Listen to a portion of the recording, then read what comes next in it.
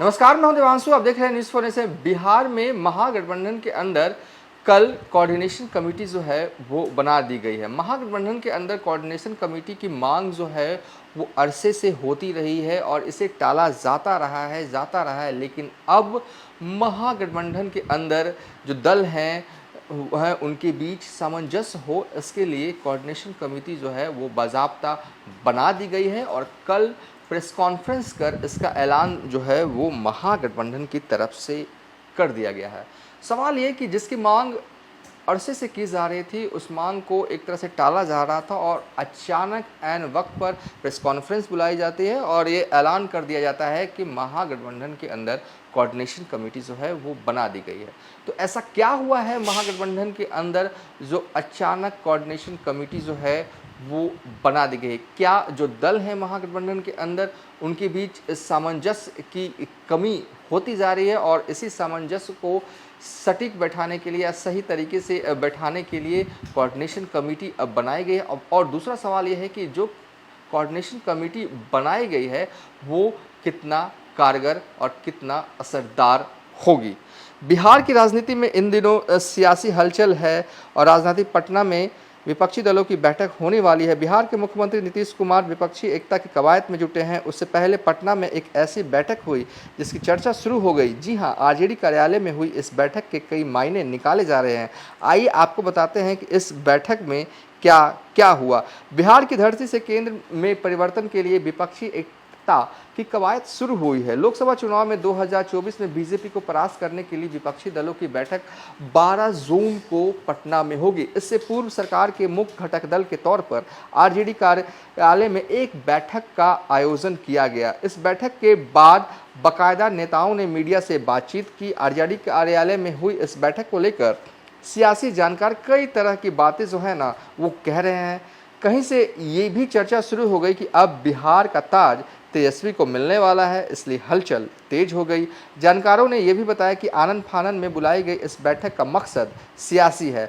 बैठक क्यों बुलाई गई? आखिर अचानक बैठक बुलाने का मकसद क्या है? इस मसले पर कोई ठोस जवाब नहीं मिल पा रहा है। जानकारों का कहना है कि दरअसल इस बैठक का मुख्य मकसद महागठबंधन सरकार के बाकी दलों में समन्वय स्थापित करने को लेकर है। हालांकि जानकार ये भी मानते हैं यदि महागठबंधन में सब कुछ ठीक चल रहा है तो फिर समन्वय किस बात कहां से निकलकर सामने आई? बैठक को लेकर कई जानकारों ने यहां तक कि कह दिया कहीं उपेंद्र कुशवाहा की भविष्यवाणी ठीक तो नहीं होने जा रही है। ध्यान रहे, उपेंद्र कुशवाहा ने यह कहा था बहुत जल्द जेडीयू का आरजेडी में विलय हो जाएगा। वहीं दूसरी ओर आरजेडी के कुछ नेता आपस में ही तेजस्वी की ताजपोशी की चर्चा करने लगे हैं।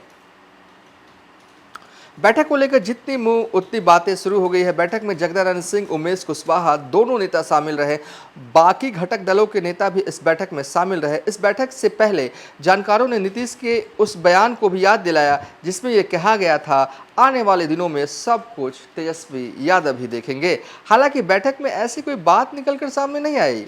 अब इससे संबंधित सवाल मीडिया ने किया, तब वहां मौजूद एक प्रवक्ता ने कहा बैठक के बाद सब कुछ पता चल जाएगा। आरजेडी कार्यालय में 12:30 बजे के करीब बैठक शुरू हुई। उसके बाद शुरू हुई चर्चा में महागठबंधन नेताओं ने कोऑर्डिनेशन कमेटी बनाने का निर्णय लिया। उसके बाद नेताओं ने जानकारी दी कि 15 जून को प्रखंड स्तर पर महागठबंधन की ओर से विरोध प्रदर्शन किया जाएगा। उसकी रूपरेखा तैयार करने के लिए इस बैठक को बुलाया गया है। बैठक के दौरान सभी नेताओं ने एक स्वर में महागठबंधन के अंदर कोऑर्डिनेशन कमेटी बनाने पर बल दिया। कोऑर्डिनेशन कमेटी बनाने के फैसले को लेकर जानकार ने कई तरह की बातें कही हैं।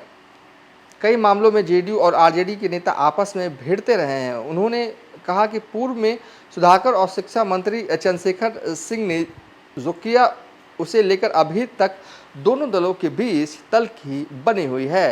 हालांकि स्वीकार किया कि लालू प्रसाद यादव के आने के बाद स्थिति कुछ नॉर्मल हुई है। महागठबंधन में शामिल आरजेडी के विधायकों की शिकायत है कि उनकी कुछ चल नहीं रही है। तेजस्वी महज रबर स्टंप बने हुए हैं। सारे फैसले नीतीश कुमार ले रहे हैं। यहाँ तक कि बिहार में कई पदों पर आरजेडी के चहेते अधिकारियों की नियुक्ति भी नहीं हुई है।